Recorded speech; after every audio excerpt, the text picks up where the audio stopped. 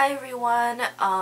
So I posted on my community post like literally just like maybe 15 minutes before I sat down to film this, but this is my first time filming in almost a month.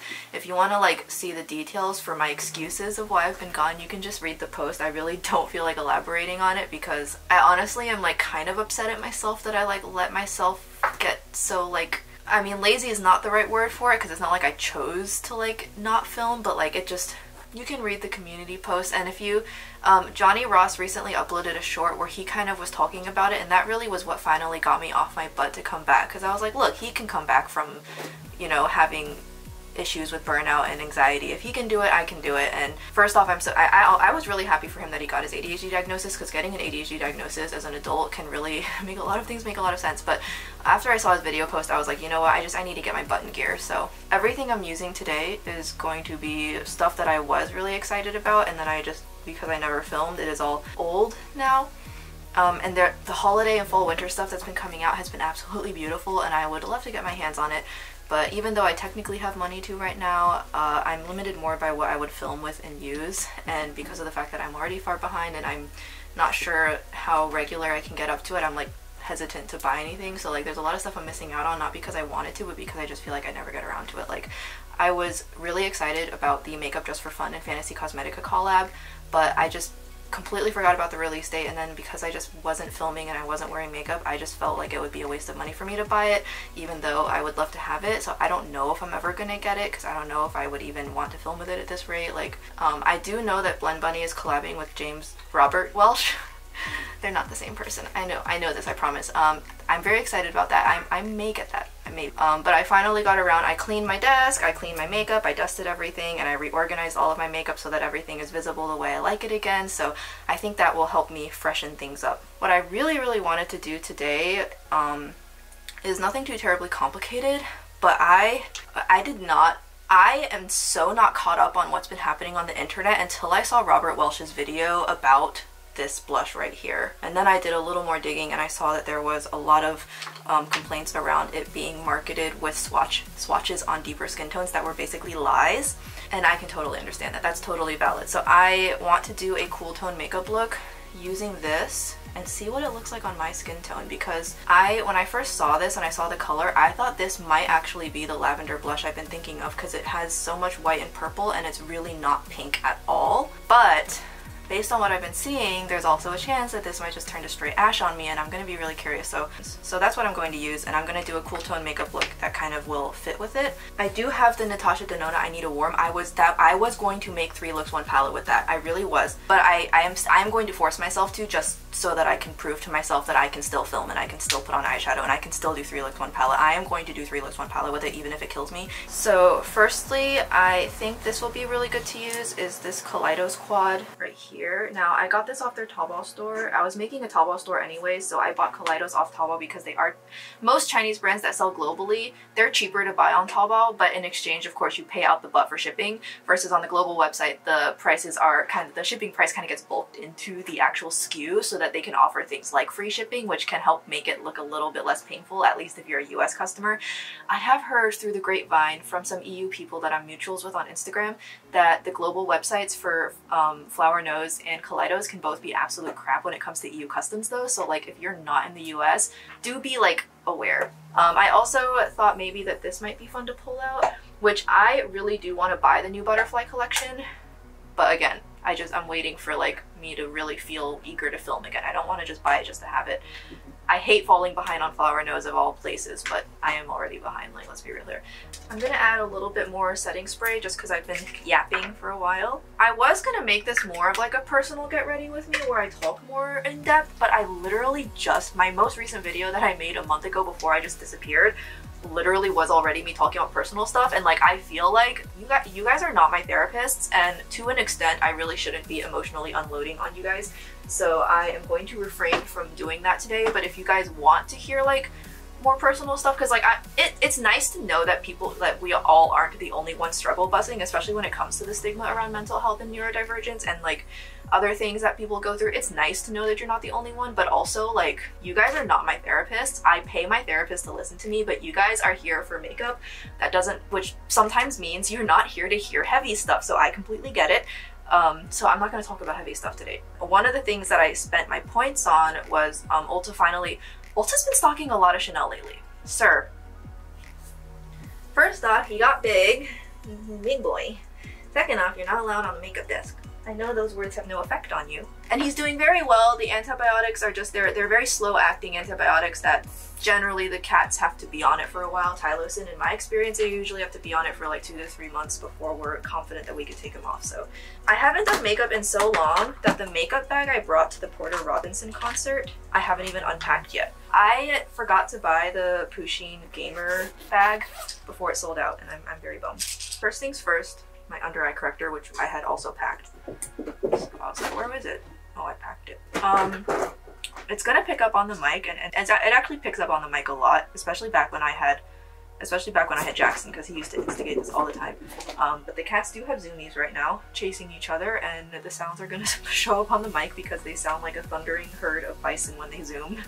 I'm finally starting on the video proper. Editing me is gonna have the greatest time shortening this intro down to something more manageable. Here is the Chanel Le Beige Healthy Glow Foundation. I was looking for the English. Sorry, I can't speak. My tongue is designed for Chinese. I literally can't pronounce most Indo-European languages outside of English. I really, it's embarrassing. I got it in the new shade B00. You can see on the back here. Initially, I had it on my wish list in the shade B10. But then when B00 launched, I had a lot of people that a lot of luxury accounts I follow who kind of have similar skin tones to me were mentioning that B00 was a lot better. So I was like, okay, I'll try it. I'm just gonna wet this puff really quickly with some setting spray. This Chanel foundation should not be that high maintenance. If it is, I'm gonna be really disappointed. Not joking, my expectations for this Chanel foundation are in the cosmos right now.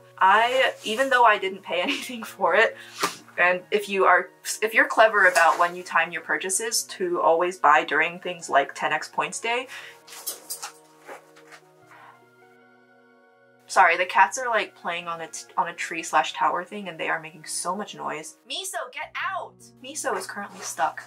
I have no sympathy. Anyways, as I was saying, it feels like you're robbing Ulta. You're not, because otherwise they wouldn't even have the system set up the way they do in the first place. Obviously, they still are making bank, but you kind of feel that way if you like time your purchases right. So I do tend to rack up points pretty quickly, which is always nice. And I do try to prioritize using my points on expensive items that don't go on sale. Like if I hadn't used it on the Chanel foundation, I would have definitely waited to use it on the Hourglass Dragon palette, which I could make a whole separate video about all the holiday makeup that I want.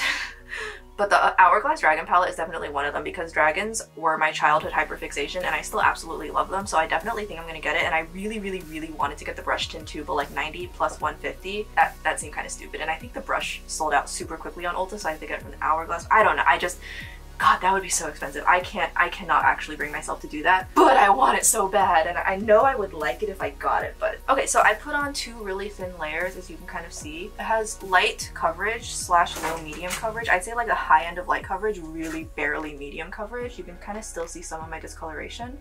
This looks really, really good. Wow, I'm like actually super, super impressed. It's like the bougie version of this, the About Face, which I also, when it was half off, I got it in F1 because F2 olive is warm olive and was too dark for me. So I decided that because I liked it enough and because half off it really was a good deal, I did get it in F1 warm. These 2 shades are kind of comparable. I would say that the About Face is kind of like the cheaper version of this.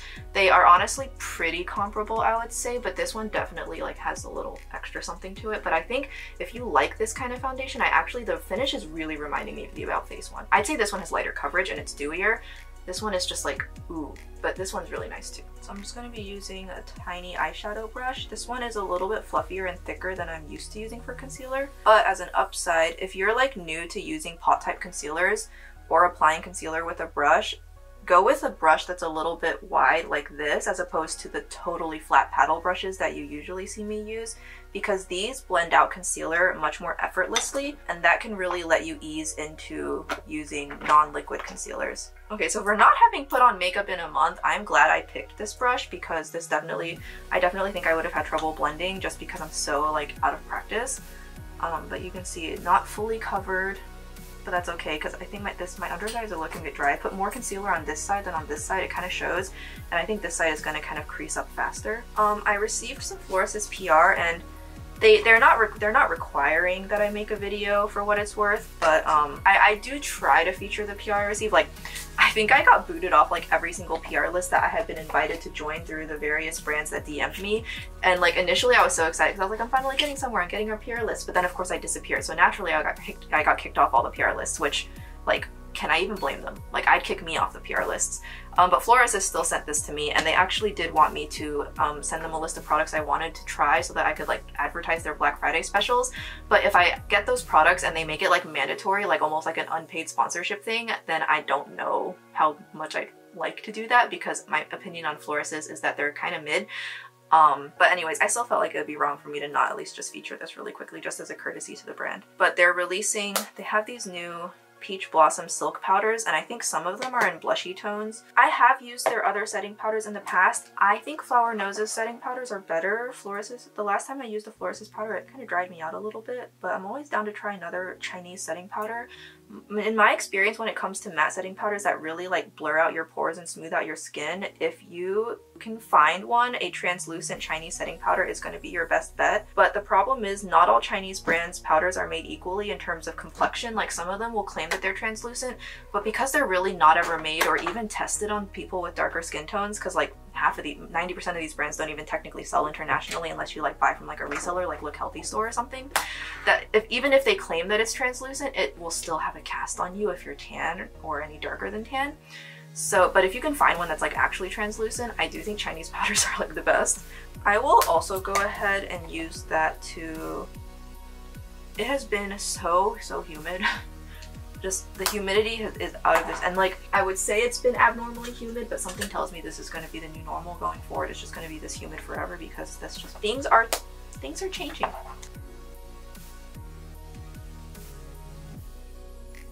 The rate at which products change, discontinue, turn over, and are renewed in China and Korea, it puts the US to shame. Like, oh, you thought keeping up with the US was bad enough? Yeah. Like, everybody just needs to slow down, but here we are. Whenever I'm like for example, if I'm going to a concert and I'm gonna be driving there and back same day, which is what I did for Porter Robinson, just because he was in Charlotte. Not that I would recommend it, because I got back at like 2 or 3 a.m. in the morning, and driving at that hour of night can sometimes be a little bit tricky if you don't have delayed sleep phase syndrome like I do.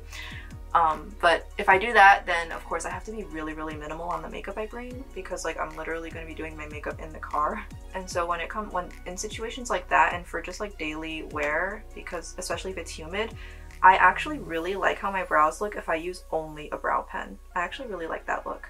Since I have mostly Asian shadows in front of me, I am going to use the SUQQU eye primer today. And I'm just gonna give that a few seconds. So while I let that sit, I'm gonna go ahead and put on some like contour bronzer just so that it's on there. Nala just came running by. She's so like stocky, just looks like a little sphere just going like whoosh, rolling down the hallway when she goes running.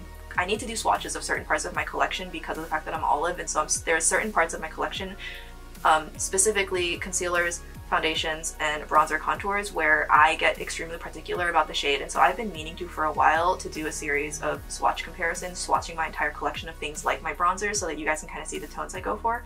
But this is the Rare Beauty Bronzer Stick in Bright Side. I really like this. This is a recent expansion. Their initial collection I really wanted to try because I heard so many good things about it. None of the shades would have worked for me. So when they expanded and they added Bright Side, I thought, okay, that has potential. The formula itself, it's, as you can see, very soft. It's like, I swear, cream and liquid complexion products, color complexion products that are not advertised as being clean are becoming an endangered species on Sephora.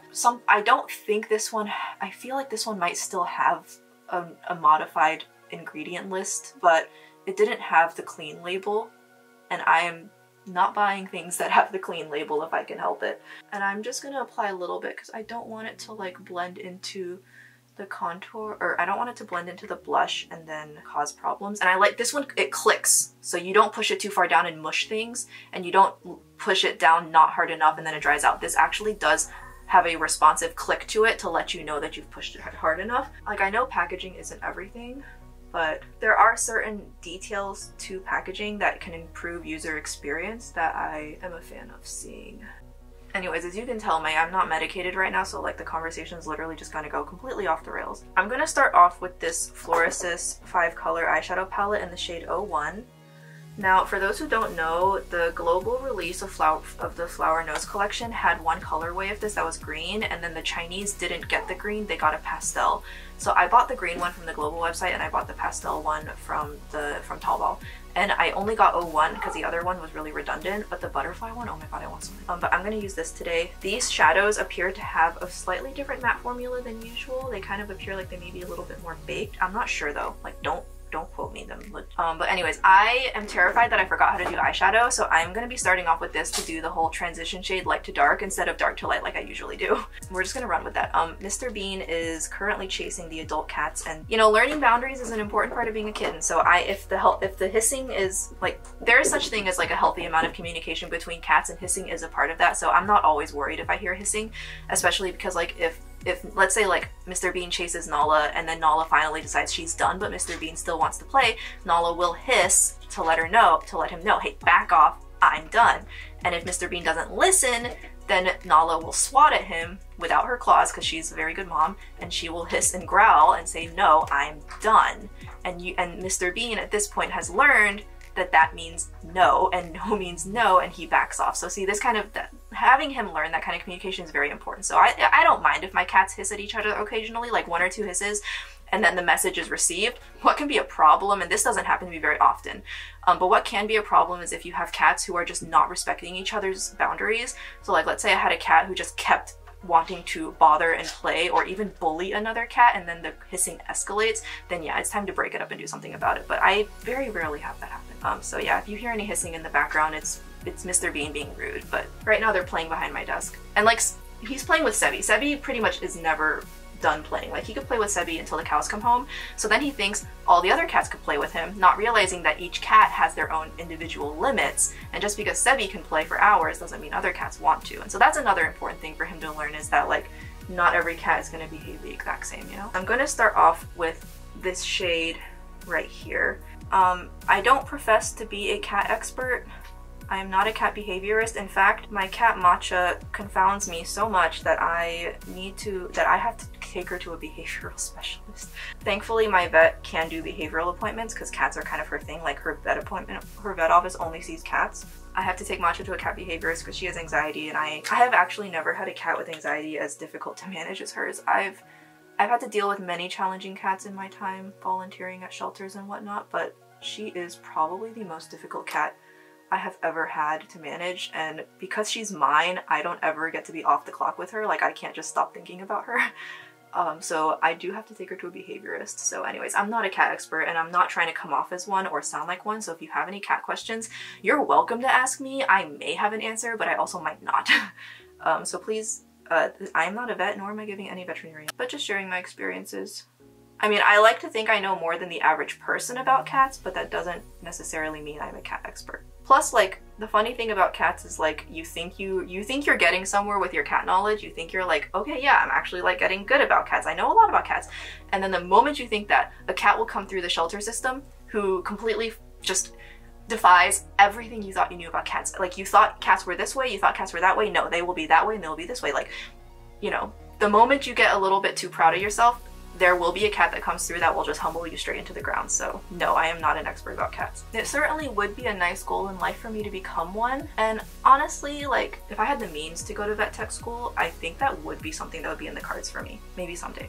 Okay, so I use this shade here. So I'm gonna use this KALEIDOS Quad to add some depth now. And like I said, I wasn't planning on this being a super intense look or anything, but it's me, especially because I, you know, forgot how to put on eyeshadow, so things might get out of control. That's fine. I'm still trying to figure out a good way to organize my brushes in a way that I can access them, but that like the cats aren't chewing them up, because Mr. Bean actually ruined one of my Sonia D brushes and one of my Refer brushes. Like he literally took it, dragged it around the house, and chewed it up to the point where it's just completely impossible to rescue. So that was kind of my like, okay, I really need to actually get off my butt and organize my makeup brushes, but I just am having trouble finding the desk space to arrange them in a way that I can readily access them. That's like my biggest challenge right now. So right now the brushes I have access to are non-ideal, so do forgive me if my eyeshadow is looking a little bit jank.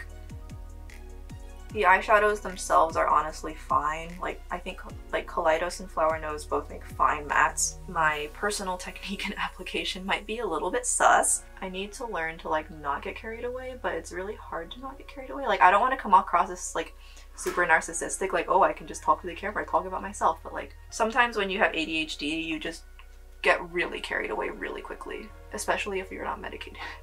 It just kind of happens. I have some eyebrow hairs that appear to be, I think I need to pluck some, and I might have an ingrown hair right here on my eyebrow. So if you see this dot that is not eyeshadow, I think that's an ingrown eyebrow hair, which is like super awkward. I'm trying to learn how to film in a way that keeps the mirror out of the camera, because sometimes it will autofocus on the back of my mirror. And I really want to get a larger mirror that can fit below my camera that has like 3 or 5x zoom so that I can see what I'm doing without needing to like hold up a mirror at all. That would be nice. That's one thing I've never been able to figure out, is how some beauty gurus, like Pony for instance, that you don't ever see the mirror in their videos, but like you see it all the time in mine. I could just do an eyeshadow wing. Let me put it in the outer corner first and see where I want to go from there. Honestly, somebody at MiHoYo really likes giving male characters red eyeliner on the corners of their eyes, and whoever that is, I need to go shake their hand, get their autograph, and tell them thank you, because I love it. I kind of have been wondering what I would look like if I did eyeshadow in that arrangement. Would it look as good as me as it does on them? No, it wouldn't. Don't answer that. That's good. I like accidentally made it look really good, so I think I'll just stick with, we'll stick with shadowing today.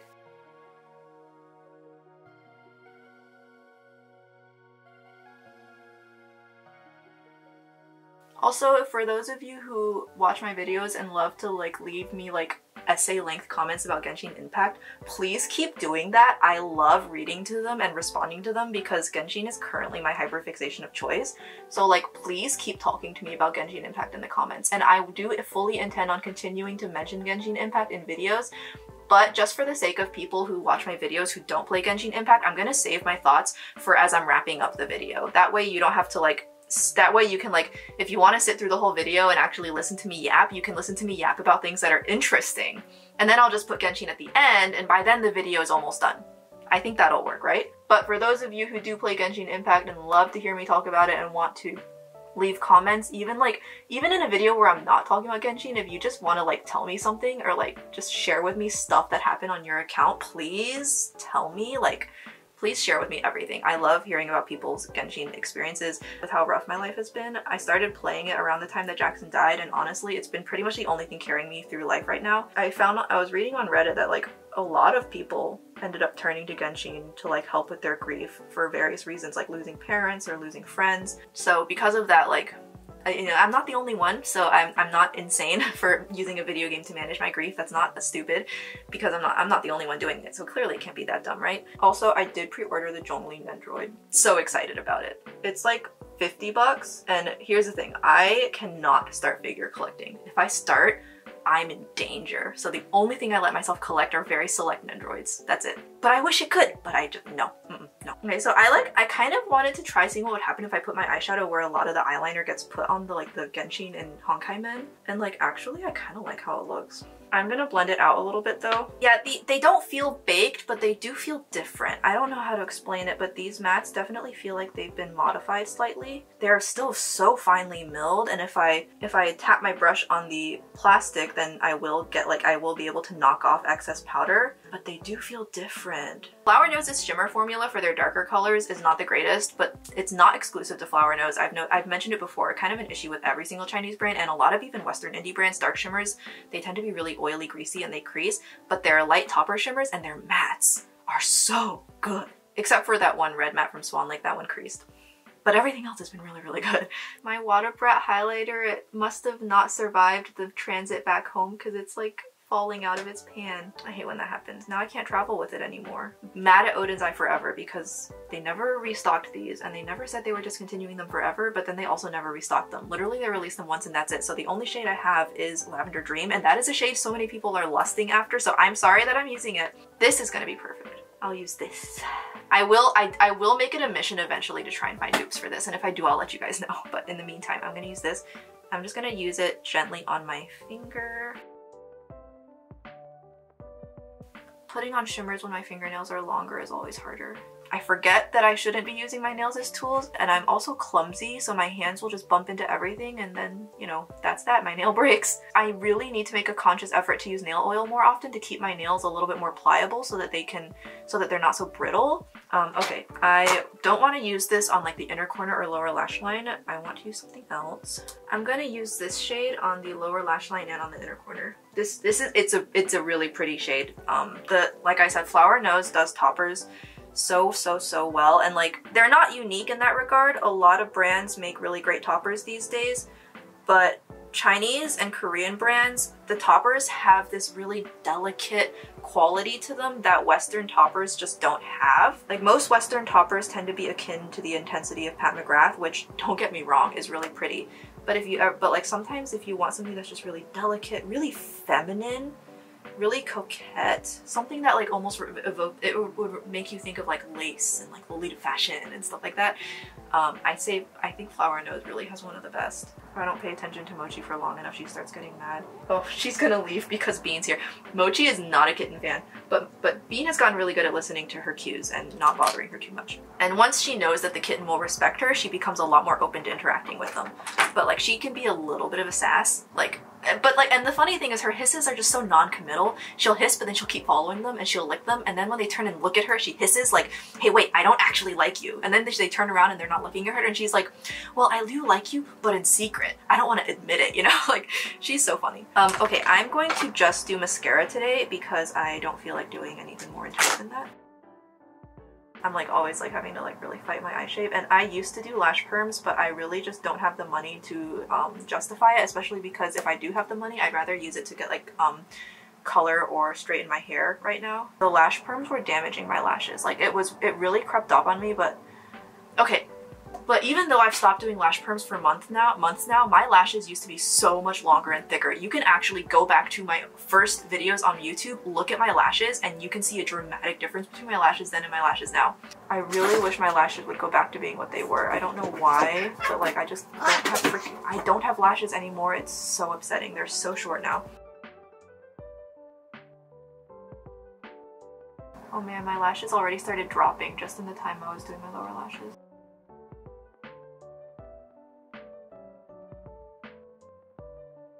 For those of you who are confused about doing lower lash curling, it does take some getting used to. Just practice and be careful. Hold the lash curler upside down and you'll be able to do it. I wish I could explain better how I do it, but honestly, the first time I learned about it was by watching Pony use a lash curler upside down. And I just watched her videos and I just started holding it upside down, mimicking the motion, and I just kept trying it until I finally managed to actually like hit my lower lash line, and then I just very gently pushed down to see if I was pinching myself or not, and I just very slowly taught myself that way. And honestly, I got the hang of it after, it only took me maybe like 5 or 6 days, and I got the hang of it, and now it's just mostly habit, so it's really not that difficult, I don't think. Okay, and then I'm going to put on a volumizing mascara. But I don't want to use lash serums either because I think they made my monolids wrinklier, so like it's about as good as they're going to get. I am going to go ahead and stick another layer on my lower lashes. I definitely do think I need to like open some new mascaras or maybe buy some new mascaras because I think the ones I have are kind of drying out, which can also make them not look the greatest. I've never really had a good experience with drugstore mascaras. And I hate buying high-end mascaras at full price. I pretty much exclusively buy them when they're half off. Okay, I really want to darken up the outer corners, so I'm going to use Victoria Beckham and Ash. I was totally gonna buy more from Victoria Beckham. Like I really wanted to try her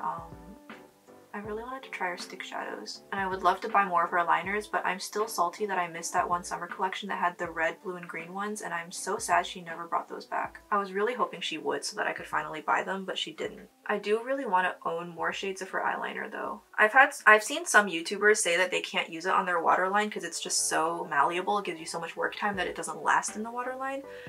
It actually lasts pretty decently in mine, so I'll use it in my waterline sometimes. It's not like the longest lasting compared to like Urban Decay or something, but the color is just so unique.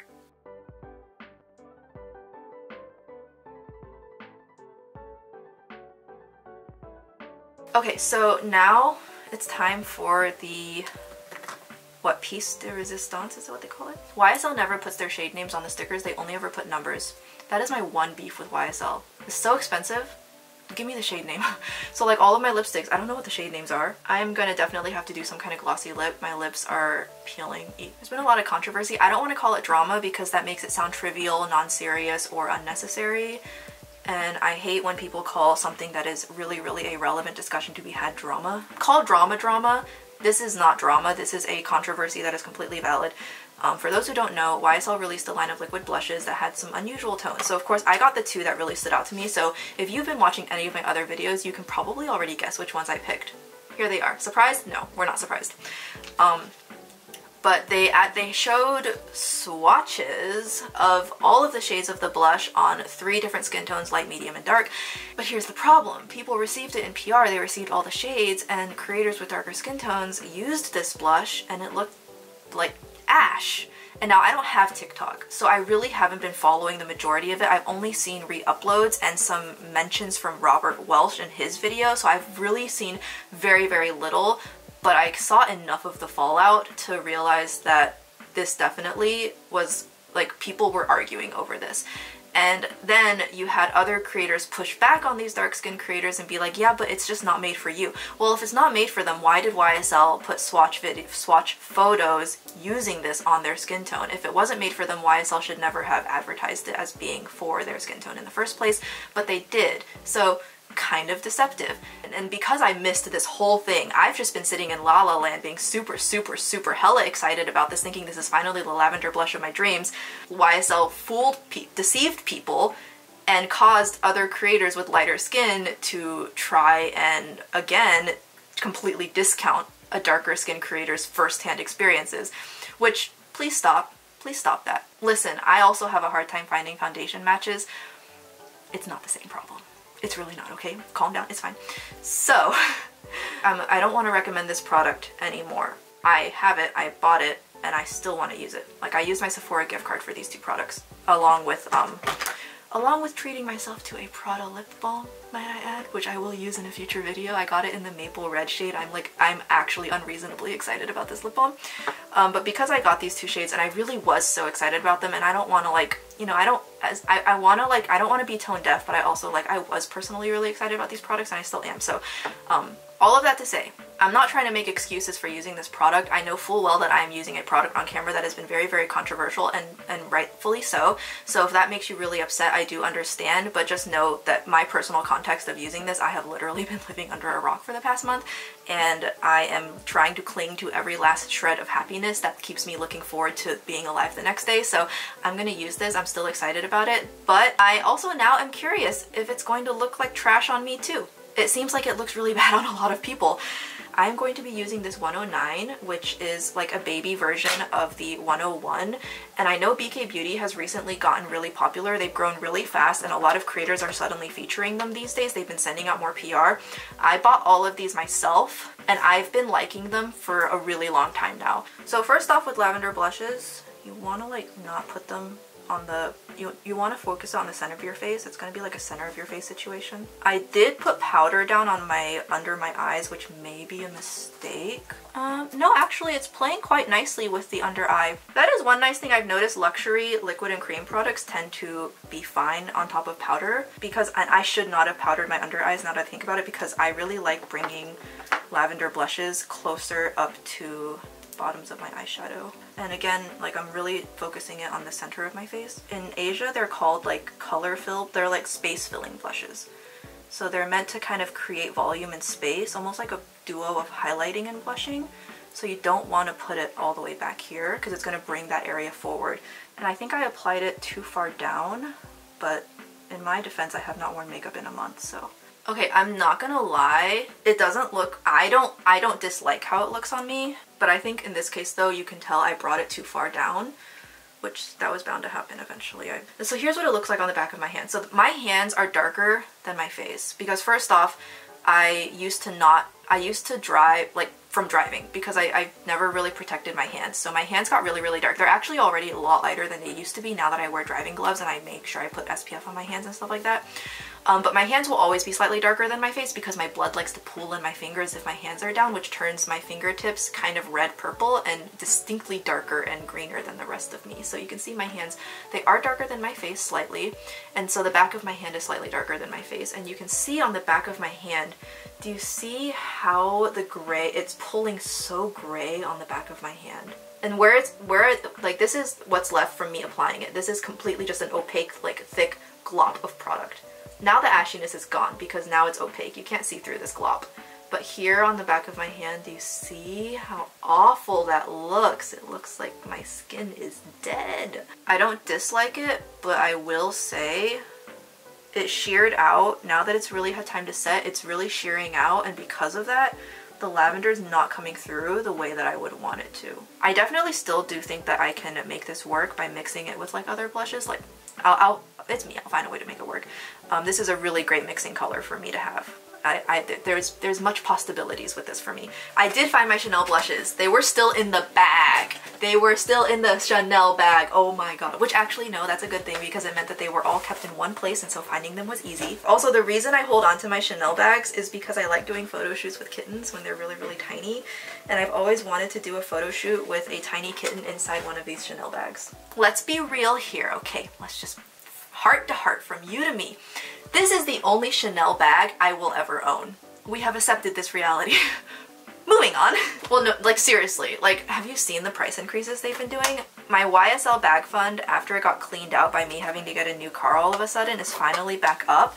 I'm maybe like a third of the way through saving up for it. That's like literally the only designer handbag. I really wanted the pink, my ABC Dior one. That one still lives in my head rent free. But they keep raising the price on that faster than I can save up for it, and I think it's like double the price of the YSL one. So I got the Chanel 5th anniversary blushes. I got both shades because the orange one I already knew I wanted to get, and then I kept seeing swatches of the other shade and I was like, okay. It also kept selling out really, really fast. I got this off the Chanel USA website. At the time that I'm filming this, it's probably gone. It was on Ulta, but I will caution you, this is why I did not buy it off of Ulta. If you have an Ulta warehouse where the people really don't like putting protection in your package, do not buy Chanel from Ulta because you will be very disappointed when it arrives shattered. And it's one thing for your Too Faced palette to arrive shattered, you get the replacement, it's fine. It's another thing for your Chanel to arrive shattered, even if you can get the replacement. Something about it just hurts extra. So I personally bought it from the Chanel US website because they always, that package ships bulletproof. I'm gonna be so sad to see this little overspray go, but you can see it has the little tarot card theme. Really, really cool. I'm gonna see what happens if I put a powder. Like this might actually work as like a base, but I also don't know. This is gonna be my first time wearing this Chanel Lavender blush. For all we know, this could just be freaking chalk too. But based on the swatches I was seeing from other creators, it honestly, I have really high hopes for it. So I'm just gonna lay this on. It is so finely milled. Holy crap, oh my gosh. That looks so much better. Like I load up the brush, which you always have to with blushes this light. I'm gonna load it up and start stamping it down. Do you see the sudden transformation to like just like smooth matte skin? I put less blush on this cheek than this cheek, so you can see the difference in the opacity of the blush now that I've layered this on top.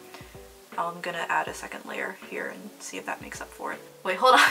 That looks so much better. Lavender blush on the center of your face is a look. You either like it or you don't. So if you think I look terrible in this because you think this is just not a good look on anyone, I completely respect that.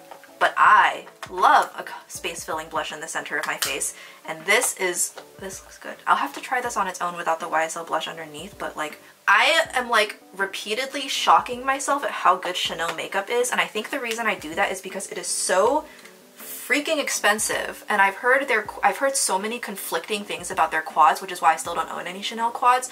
Ulta does have their singles and their shadow sticks and some of their quads, so I'm really, really, really tempted just because it's from Ulta and I can use my points. But again, like, and it's probably less likely to arrive shattered than like a giant blush pan. But like specifically, I only own. Now I own a Chanel foundation, but before the foundation, I literally only owned their powder blushes and their powder highlighters from their limited edition collections. And I swear, I am constantly shocking myself at how good they are. I'm so sorry if this is not available anymore, because this is going to be the one. I swear, people, you guys are going to be like, how dare you show this to me that this exists when I can't get it? Like, literally, that's going to be your guys' reaction. To which I say, I am sorry. I mean, not really, but like, I'm sorry. But here's the other shade. Blood orange. It's orange! It's actually orange! Like, it's not like pinky orange. It's actually yellow orange. It's orange! I am gonna join the disappointment train. I don't outright hate this. I do see this being useful as an adjuster and as a base underneath my lavender blush to make my powder lavender blushes pop more. But as a blush on its own, it's literally called, it's called Make Me Blush. No. I have uses for it. I'm not unhappy that I have it, but my excitement for it is it did not match my excitement. So and formula wise, I thought it would be like a matte blush.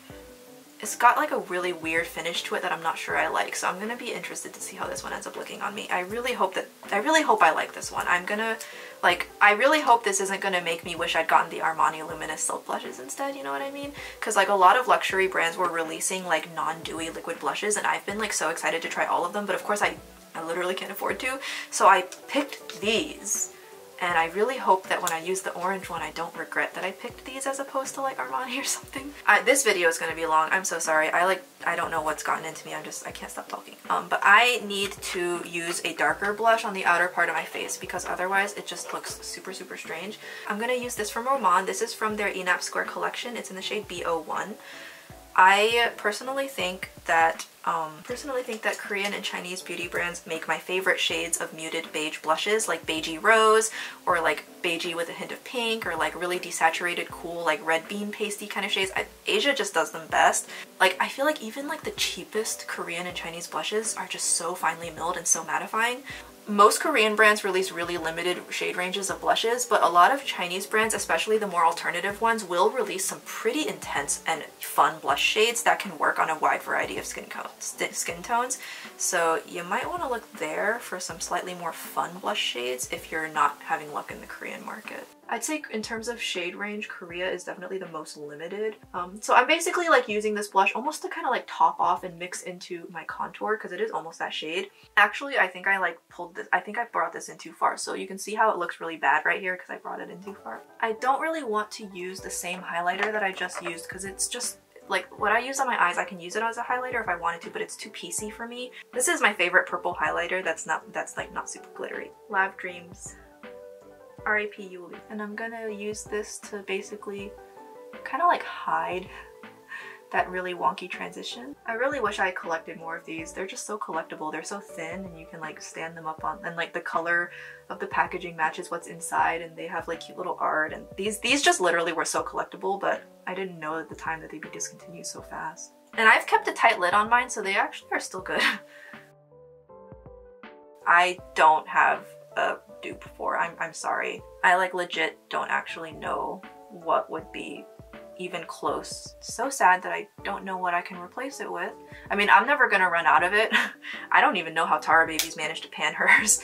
Okay, and then lastly, well not so lastly because I'm going to use the SUQQU powder in the shade 101. This was limited. I think it got brought back a couple times, but I don't know if it's gonna be available. I don't know if it's still available. I am sorry, but also I'm not very sorry. And when I use lavender blush, I do really like to use this lavender powder just to kind of like make sure that it just blends into the rest of my face, especially my nose area.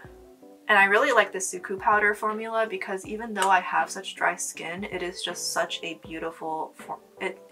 SUQQU is one of those brands where it's expensive, but you can immediately tell why when you use it. I've never had a product from them that I didn't like, and I have so many products from their autumn, winter, and spring, summer collections just sitting in my Selfridges cart. It's to the point where I probably have like $1,000 of things that I never bought that I wish I could buy, but like to buy it all at once, spending that much money on SUQQU is so stupid. But like, oh my god, I want more things from SUQQU so bad. But like you see how like the lavender powder, it's like a color correcting powder. It just makes the lavender blush blend in better, and it just kind of overall just It looks good. Plus it just looks so good on my whole face. Like my face is matte, my face is smooth, but my face is not dry. It is truly just such a good product. Like you can use a little bit of it and then it just makes your face look really natural but smooth. Or you can use more and then it really mattifies, but it never ever dries out my skin. It just like SUQQU powders really are just something else. Like I should make a setting powder video sometime because I have way too many. I don't know why, but I seem to in particular like collecting and trying different setting powders.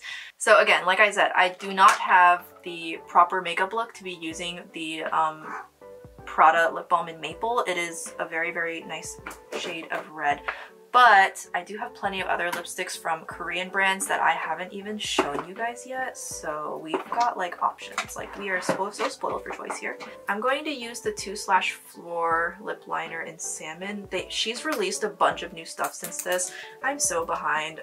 Like if I were to try and get caught up now, I'd probably I'd have to spend what, like $2,000–3,000 on makeup, and that's just kind of dumb. So I still really do want to get caught up on 2/Floor eventually though, because I love Beige ideas. And this shade of lip liner in particular, it's a really easy shade for me to take further up than normal. I also really like how it kind of cancels out the dark pigmentation around my lips, which a lot of people of color do have hyperpigmentation around their mouth. Okay, so I'm gonna try using this and we'll see how this goes. I mean, it could go really well or it could go really badly. But I definitely knew going in I need a glossy lip because my lips are terrible. I'm gonna try and blend it somewhat softly into the lip liner. So I haven't dipped back in. This is just the one dip that I wiped off slightly. In my opinion, the Noose formula, it's thinner. It definitely focuses more on lip care as opposed to like the lip color being intense. But I have noticed, I feel like it doesn't quite apply as evenly, and it like I don't know, I don't think it's quite as good as Romand. I mean, I love the packaging. It's so like pretty. Okay, that was a little bit redder than I anticipated. I should have gone for something more purple. I am going to take something lighter. Okay, I'm gonna take this really, really nude tone shade of lipstick that I would usually never ever use for any other reason. I used to have the Fenty lipstick shade in Single, which I used for this exact same reason. I decluttered it, but looking back, I kind of regret it. Okay, and then lastly, there is a nude shade called C00. I believe this is just like meant to be a color adjuster. Because I picked a shade with a little too much red.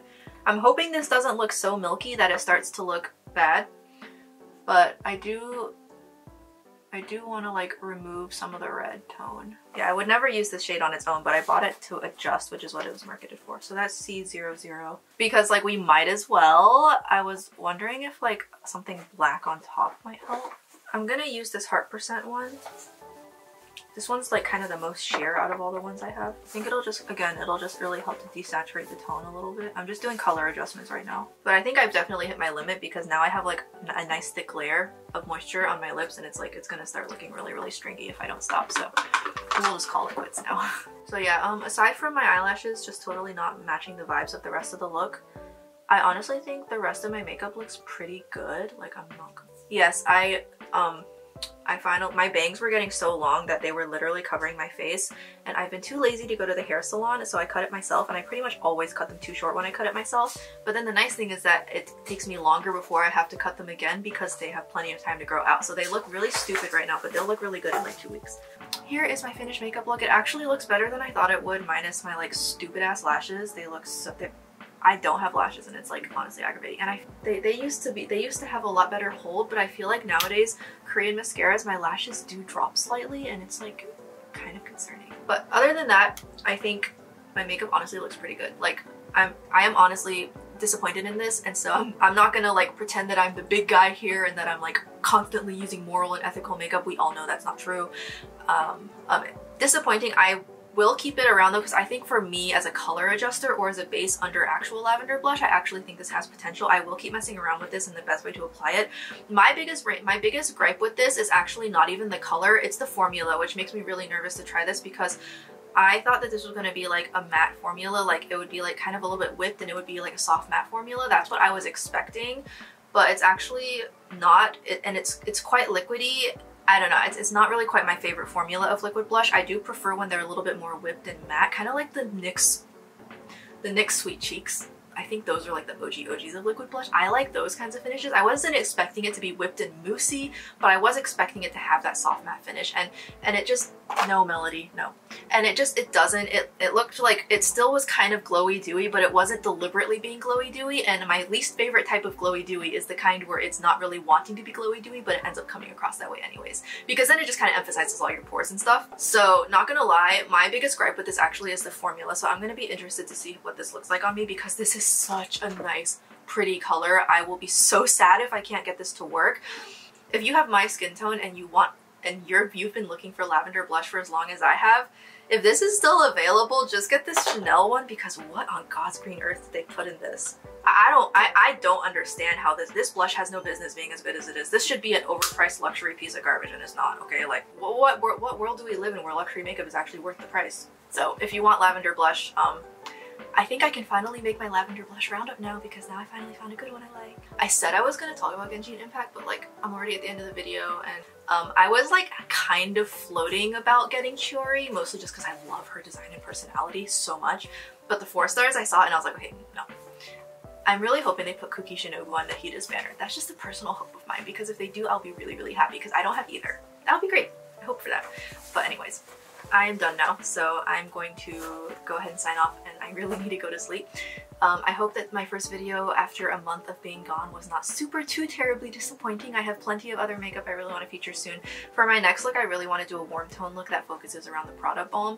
It's like kind of sort of technically supposed to be fall anyways, not that it really feels like it. I'll see you guys in the next video. Hopefully it'll be next week. Until then, bye-bye!